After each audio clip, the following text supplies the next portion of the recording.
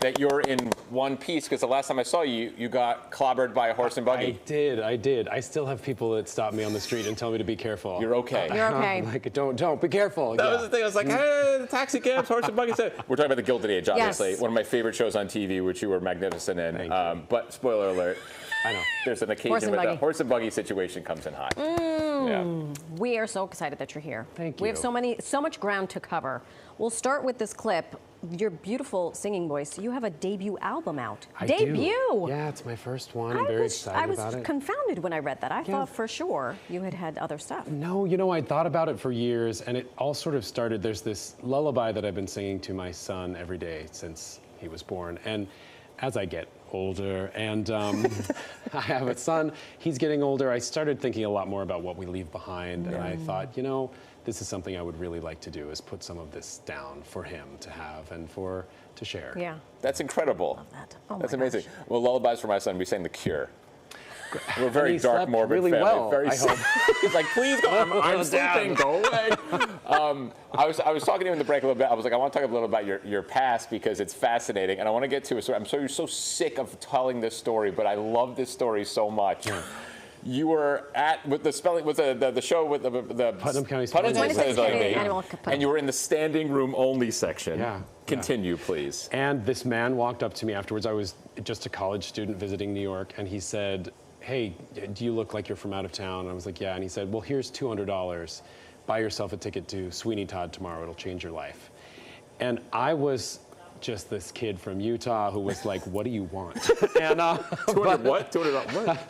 But really, we didn't even exchange names. Yeah. He just gave me the money, and I did. And honestly, that show was a big reason why I decided to move to New York.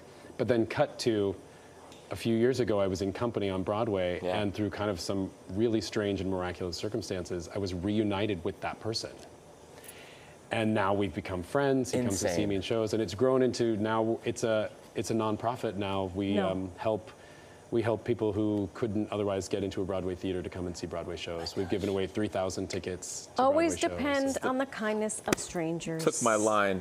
Well, It's the only time I could quote Tennessee Williams. Well, Tennessee Williams, right? Yeah. It's the only thing I remember. You're doing a great job. that's fantastic. That's so great. I love that. Now I like him even more. Yeah. Oh, man. You're headed back to 54 Below. We just heard your version of a Whitney Houston song. Yes, yeah, and you know, that song to me, the album is full of kind of reimagined songs, jazz, Sondheim, musical theater, a lot of kind of unexpected things. It's out by Center Stage Records, and that song in particular is one that, you know, to me as a little gay kid growing up in Utah, I remember listening to that song and thinking like, oh, I don't know if that'll happen for me. And so I always thought of that song as being a little sad, though it's a fun dance song. And so sometimes people see it on my set list and they're like, Whitney Houston, and I'm like, no. Wait for it. There's a reason.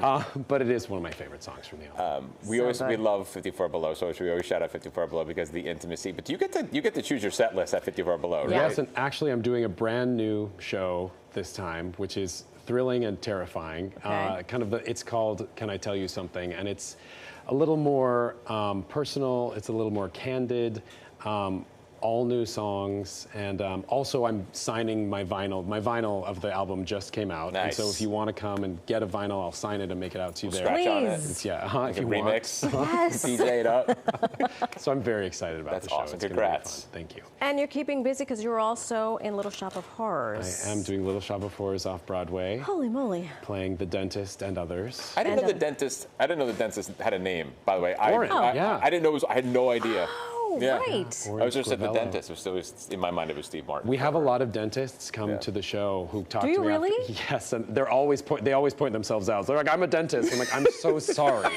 But I've scared generations I really of children. apologize for everything I'm doing. How do you make the dentist your own? Because like if you see one perspective of the dentist and different renditions of Little Shop, you have to make this character your own. You know, and I grew up watching Steve Martin. Yeah. And so it was really hard for me to get that out of my head. Right. But I had a great team rehearsing me that really allowed me to. They really just said, like, hey, at this point you do something funny. And I was like, what? What?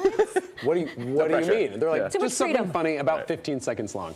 So I got a lot of great time to really come up with what I was going to do on my own. And I feel like I'm doing something that is uniquely mine, Making it which is yours. fun. Yeah, it's very fun.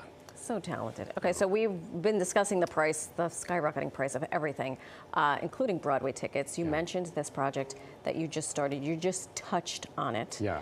Would you like to elaborate? I would love to. It's called City of Strangers. You can find us at cityofstrangers.com and .org. And it is a, we partner with community organizations, so we give tickets out to public school teachers who live within blocks of Broadway but can't afford to go. We partner with Covenant House, which works with unhoused youth. People there who are excited about being artists who have never imagined being inside a Broadway theater.